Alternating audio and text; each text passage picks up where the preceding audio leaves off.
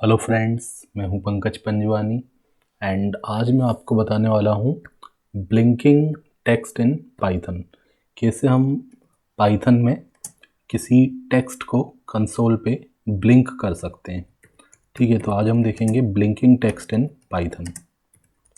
ठीक है, इसके लिए कोई डायरेक्ट फंक्शन वगैरह नहीं हम यूज़ करेंगे, हम खुद से लॉजिकल कोड यहाँ पे करेंगे। ठीक है, तो सबसे पहले मैं यहाँ पे इंपोर्ट करवा लेता हूँ OS को। ठीक है, OS मॉड्यूल को मैंने इंपोर्ट करवाया क्योंकि इसके अंदर एक फंक्शन होता है सिस्टम नाम का, उसको मैं यूज़ करूँगा। ठीक है, सिस्टम फंक्शन का यूज़ करके मैं क्या करूँगा, जो कंसोल विंडो रहेगी उसको क्लियर करूँगा। ठीक है, तो OS को हम यूज़ करते हैं अगर हमें ऑपरेटिंग सिस्टम डिपेंडेंट फंक्शनैलिटी से रिलेटेड कुछ फंक्शंस की ज़रूरत पड़ती है, हमें रीड राइट करना है फाइल के अंदर, सिस्टम कॉल्स करने हैं, तो वहाँ पे हम OS मॉड्यूल को इंपोर्ट करते हैं। नेक्स्ट हम इंपोर्ट कर लेते हैं टाइम को। ठीक है, टाइम मॉड्यूल को मैंने इंपोर्ट कर लिया है क्योंकि इसके अंदर एक फंक्शन मुझे मिलेगा स्लिप नाम का। स्लिप नाम के फंक्शन को मैं यूज़ करूँगा और वो हमारा क्या काम करेगा, उससे हम कुछ देर के लिए ना डिले प्रोवाइड कर सकते हैं। ठीक है, जैसे एक लाइन एग्जीक्यूट हुई, उसके बाद जो दूसरी लाइन है नीचे वाली वो कुछ टाइम के डिले के बाद एग्जीक्यूट हो, तो स्लिप फंक्शन का मैं यूज़ करके ऐसा कर पाऊँगा। ठीक है, तो इसकी ज़रूरत क्या पड़ेगी, क्योंकि हम क्या करेंगे ना, कंसोल विंडो, जैसे ये मैंने CMD ओपन कर लिया, इसको हम कंसोल विंडो बोलते हैं। अब कंसोल विंडो पे हम क्या करेंगे, जैसे मैंने हेलो लिखा, अब ये हेलो एक बार हम लिखेंगे, फिर इसको मिटाएंगे, क्लियर करेंगे, फिर लिखेंगे, फिर मिटाएंगे, तो एक ब्लिंकिंग इफेक्ट हमें मिलने लगेगा। ठीक है, लेकिन जब लिखेंगे और मिटाएंगे तो वो एकदम से ना हो, हम एटलीस्ट उसको देख तो पाएँ कि लिखा हुआ आया, फिर मिटा, फिर लिखा हुआ आया, तो वो हम उसमें एक डिले लाने के लिए स्लिप का यूज़ करेंगे। ओके,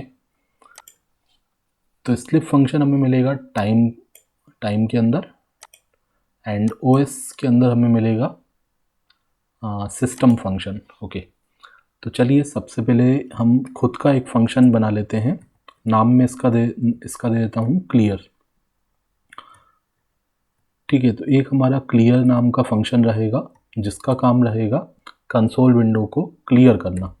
तो यहाँ पे मैंने लिखा os.system, एंड अब यहाँ पे मैं एक कंडीशन लगाऊंगा, तो यहाँ पे मैं शॉर्ट हैंड असाइनमेंट का यूज़ कर लूँगा।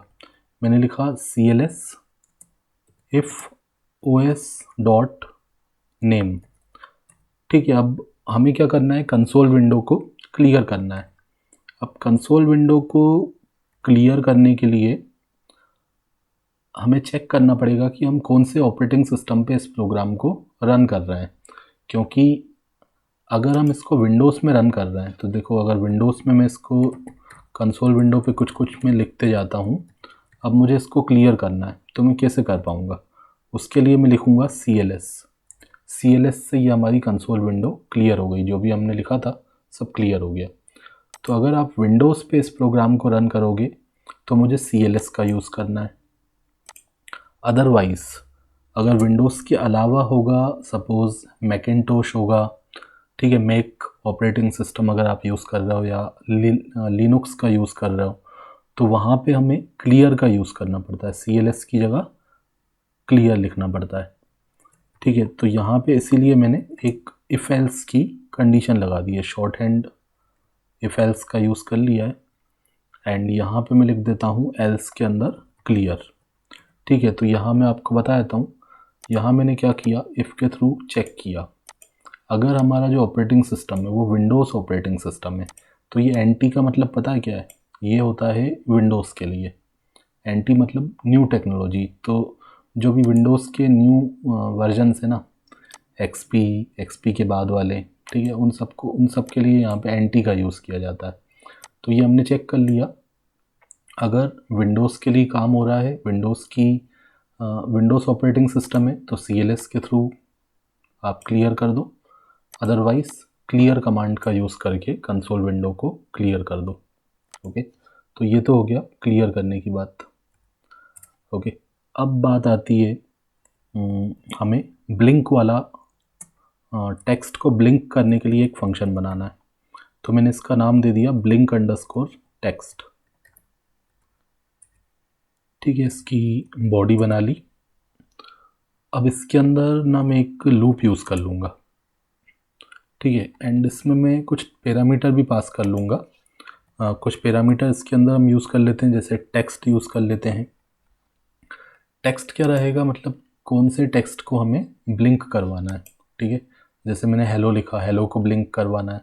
ठीक है, तो ये जब फंक्शन को कॉल करेंगे ना, तो हम इसके अंदर टेक्स्ट पास करेंगे।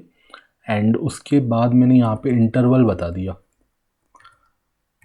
इंटरवल मैंने कहा था कि जो हम एक बार प्रिंट करवाएंगे, फिर क्लियर करेंगे, फिर प्रिंट करवाएंगे, तो उसके बीच में मुझे एक डिले देना है। ठीक है, एग्जीक्यूशन को रोकना है थोड़ा सा। तो एक डिले में यहाँ पे डिफ़ॉल्ट डिले में रख देता हूँ 0.5। इंटरवल एक वेरिएबल है, कुछ भी नाम दे सकते हैं वेरिएबल का। तो यहाँ पे मैंने एक वेरिएबल बनाया, उसमें एक डिफ़ॉल्ट वैल्यू डाल दी, 0.5 मैंने सेट कर दिया। हम उसको चेंज भी कर पाएंगे। ठीक है, फिर मैंने बता दिया नंबर ऑफ़ ब्लिंक्स। ठीक है, मुझे जो मतलब जो कितनी बार ब्लिंक होगा, ऐसा नहीं है कि मैं ऐसा नहीं चाह रहा कि प्रोग्राम जो है इनफाइनाइट हो जाए। ठीक है, मैं एक लिमिट रखना चाहता हूँ। तो मैं नंबर ऑफ़ ब्लिंक्स को क्या कर देता हूँ, 5 कर देता हूँ, 5 कर देता हूँ या 10 कर देता हूँ। ठीक है, मैं चाहता हूँ 10 बार ब्लिंक हो एंड उसके बाद प्रोग्राम टर्मिनेट हो जाए। ठीक है, तो यहाँ पे मैंने इसको हम चेंज भी कर पाएंगे जब हम फंक्शन को कॉल करेंगे। तो आपको 5 रखना है, 10 रखना है, जो रखना है रख सकते हो, लेकिन डिफ़ॉल्ट वैल्यू मैंने ये डाल दी, डिफ़ॉल्ट में ही रहेगा। ठीक है, ये डिफ़ॉल्ट पैरामीटर अगर आपने पढ़ा होगा पाइथन में तो आपको पता होगा। ठीक है, कि जब हम वैल्यू नहीं देंगे तो ये डिफ़ॉल्ट वाली ले लेगा, और जब हम देंगे तो जो हमने दी होगी वो वैल्यूज़ ले लेगा। ठीक है, फिर एक वेरिएबल बनाया लूप के अंदर, फॉर आई इन रेंज। ठीक है, तो ये हमारा जो लूप है वो कितनी बार चलेगा वो हमने यहाँ बता दिया। जितने मैंने नंबर ऑफ़ ब्लिंक्स दिए हैं उतनी बार ये लूप हमें चलाना है। ठीक है, उतनी बार ये हमारा काम करेगा क्लियर का और टेक्स्ट को प्रिंट करवाने का। ठीक है, तो ये लूप हमारा 0 से स्टार्ट होगा और कहाँ तक जाएगा, जो नंबर यहाँ दिया है 10 दिया है, तो 0 से लेके 9 तक, मतलब 10 बार चलेगा, और एक एक करके वो नंबर आई में आते जाएगा। हालांकि जो नंबर आई में आएगा उसकी मुझे कोई ज़रूरत नहीं है। ठीक है, तो फिर भी वेरिएबल का नाम तो देना पड़ेगा। इसकी जगह आप चाहो तो अंडरस्कोर भी यूज़ कर सकते हो। जब लूप में कोई वेरिएबल हम देते हैं और उसकी ज़रूरत नहीं पड़ती ना, तो उसकी जगह अंडरस्कोर भी यूज़ किया जाता है। ठीक है, वो अंडरस्कोर क्या डिनोट करता है कि वो जो है डिस्पोजेबल वेरिएबल है या थ्रो अवे वेरिएबल है। ठीक है, बट आपको कन्फ्यूज़न ना हो इसलिए सिंपल नेम मैंने आई रख दिया। ओके, ठीक है, फ़र्क कुछ नहीं पड़ना, बट ऐसा कंसेप्ट है पाइथन में।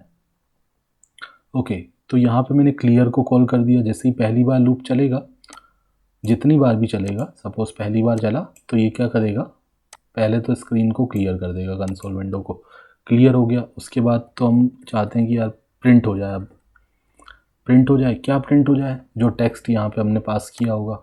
इस फंक्शन को कॉल करेंगे ना, टेक्स्ट इसमें देंगे तो वो टेक्स्ट यहाँ पे हम प्रिंट करवा देंगे। ठीक है, टेक्स्ट प्रिंट होगा, न्यू लाइन आ जाएगी। फिर मैंने यहाँ पे यूज़ कर लिया, इस लूप के बाहर आके मैं यूज़ कर लेता हूँ।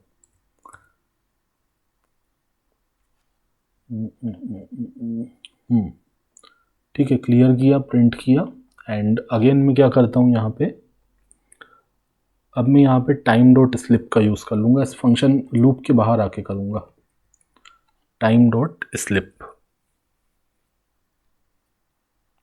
नहीं, इसके अंदर ही रखना पड़ेगा मुझे।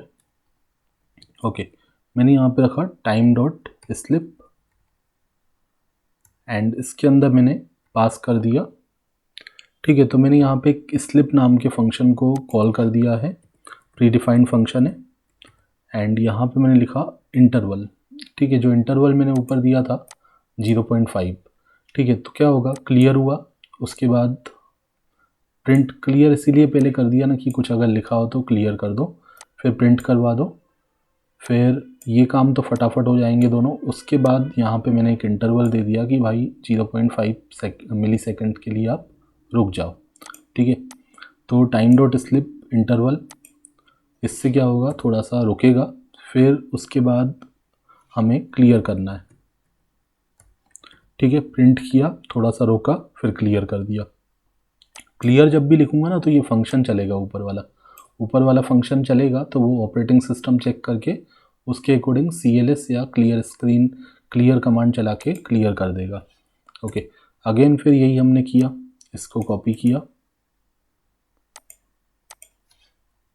ठीक है, फिर से रोक दिया थोड़ा सा। ठीक है, तो प्रिंट करवाया, रोका, फिर क्लियर किया, थोड़ा सा रोका, बस इतना काम हमें करना है। उसके बाद जस्ट आप क्या करो, यहाँ पे बाहर आ जाओ इसके। ठीक है, इसके बाहर आ गए। अब हमें इस फंक्शन को कॉल करना है। ये जो ब्लिंक अंडरस्कोर टेक्स्ट फंक्शन बनाया है, ये दोनों फंक्शन बनाए तो हैं, लेकिन चलेगा कहाँ से, चलेगा यहाँ से। ठीक है, तो इसके अंदर जैसे मैंने डाल दिया पंजवानी सॉफ्टवेयर्स। ठीक है, अब मैं इसको रन करता हूँ। ठीक है, अब रन करूँगा ना तो यहाँ पे जैसे आप VS कोड में रन करते हो तो ये आउटपुट में आपको रन करके दिखाता है, तो ये ना अलग अलग लाइन में आ रहा है। और मैंने कहा था कि ये स्पेशली जो है किसके लिए रहेगा, ये स्पेशली रहेगा हमारे कंसोल के लिए। ठीक है, तो मुझे कंसोल पे आना पड़ेगा। कंसोल पे आने के लिए मैं टर्मिनल पे आ जाता हूँ। टर्मिनल पे आके ना मैं इस लोकेशन पे आ जाऊँगा। जैसे अभी यहाँ पे लोकेशन कुछ अलग है, मुझे इस लोकेशन पे आना पड़ेगा इसको रन करने के लिए। तो मेरा जो प्रोग्राम है ना, जहाँ पे भी रखा है उसकी ये लोकेशन दी हुई है। इस फोल्डर में मैंने इसको बनाया हुआ है, ये blinking.py नाम से। तो इस जगह पे मुझे आना है, तो वो मैंने ऊपर से जो पाथ था ना वो कॉपी कर लिया, एंड यहाँ पे मैं इसको CD के बाद लिख दूँगा, उस पाथ को एंटर कर दूँगा, तो मैं उस लोकेशन पे आ जाऊँगा। ठीक है, एंड अब मैं इसको रन कर देता हूँ। पाइथन के बाद मैंने इस फाइल का नाम दे दिया blinking.py, एंटर कर दिया, तो आप देखो ये ब्लिंक हो रहा है, पंजवानी सॉफ्टवेयर लिखा हुआ है, ये 10 बार ब्लिंक होगा। उसके बाद अपने आप ही प्रोग्राम टर्मिनेट हो जाएगा। ठीक है, 10 बार ब्लिंक होके ये टर्मिनेट हो गया। मैं जितना यहाँ नंबर दूंगा, यहाँ से भी मैं दे सकता हूँ। जैसे इंटरवल, यहाँ पे मैंने एक ही पैरामीटर दिया, तो ये पहला पैरामीटर तो टेक्स्ट के अंदर चले गया। जब मैं दूसरा पैरामीटर अगर नहीं देता हूँ तो उसने क्या ले लिया, 0.5 ले लिया इंटरवल में, एंड नंबर ऑफ ब्लिंक्स में उसने 10 ले लिया। ठीक है, लेकिन अगर मैं वैल्यू देना चाहता हूँ तो मैं दे सकता हूँ। जैसे मैंने दे दिया 0.5 ही रखा, 0.567, जो भी मैं चेंज करना चाहता हूँ। एक्चुअली मुझे तो ये ब्लिंक्स को चेंज करना है, तो ब्लिंक्स मैंने कर दिए 3, ज़्यादा नहीं, मुझे 3 ही चाहिए। अब मैं फिर से यहाँ पे रन करता हूँ, तो ये 3 बार ब्लिंक होगा, 3 बार ब्लिंक होके बंद हो गया।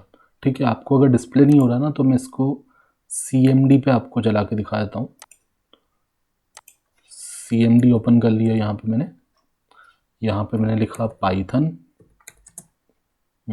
blinking.py। ठीक है, तो ये 3 बार ब्लिंक होगा, बंद हो जाएगा। तो आपको समझ में आया क्या हमने यहाँ पे कंसेप्ट लगाया। हमने यहाँ पे क्लियर और टेक्स्ट को प्रिंट करने वाला कंसेप्ट यूज़ किया, एंड बीच में हमने एक डिले प्रोवाइड कर दिया स्लिप का यूज़ करके। जितना डिले देना हो वो आपके ऊपर है। मैंने फंक्शन बना दिया, आप वैल्यू पास करो। नहीं पास करोगे तो डिफ़ॉल्ट डिले 0.5 रखा है। नंबर ऑफ ब्लिंक्स डिफ़ॉल्ट मैंने रख दिए 10। आप पास करोगे तो वो जितना पास करोगे उसके अकॉर्डिंग वो उतनी बार उसको ब्लिंक करके फिर टर्मिनेट हो जाएगा। सो आई होप कि ये प्रोग्राम आपको समझ में आया होगा। अगर कुछ डाउट है तो आप कमेंट करके बता सकते हैं। Thanks for watching.